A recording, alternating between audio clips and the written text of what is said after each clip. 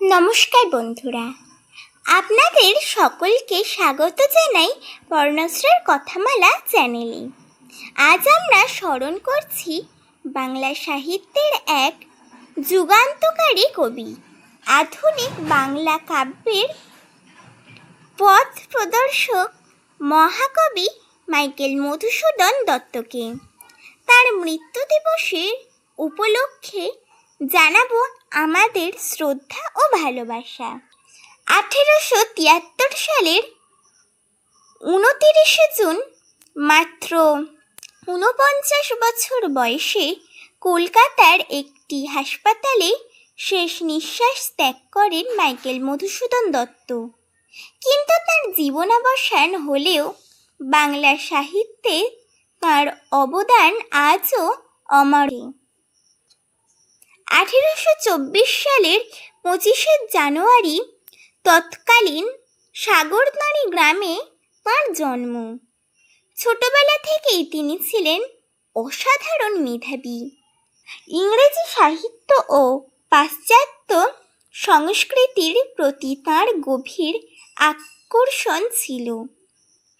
বাংলা কাব্যে তিনি নিয়ে আসেন এক নতুন যুগ। তার রচিত মেঘনাদবধ কাব্য বাংলা সাহিত্যের অন্যতম শ্রেষ্ঠ সৃষ্টি হিসেবে বিবেচিত হয়।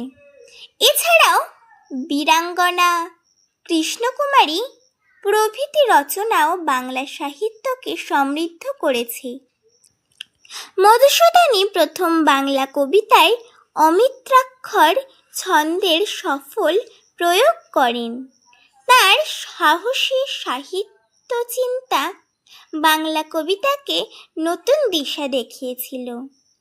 জীবনের শেষ দিকে তিনি নানা আর্থিক সংকট ও শারীরিক অসুস্থতার মধ্যে দিয়ে কাটিয়েছিলেন। তবুও সাহিত্য সাধনা থেকে কোনো দিনও সরে যাননি তিনি। তার জীবন আমাদের শেখায় প্রতিকূলতার মাঝেও সৃষ্টিশীলতা ও স্বপ্নকে বাঁচিয়ে রাখতে হয়।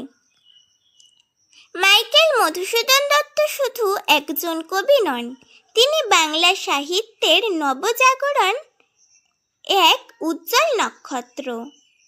তার মৃত্যু দিবসে আমরা গভীর শ্রদ্ধার সঙ্গে স্মরণ করি এই মহান সাহিত্যিককে। ভিডিওটি ভালো লাগলে লাইক, শেয়ার ও সাবস্ক্রাইব করতে একদম ভুলবেন না। এবং আজকের ভিডিওটি আপনাদের কেমন লাগলো কমেন্টে লিখতে ভুলবেন না। ধন্যবাদ।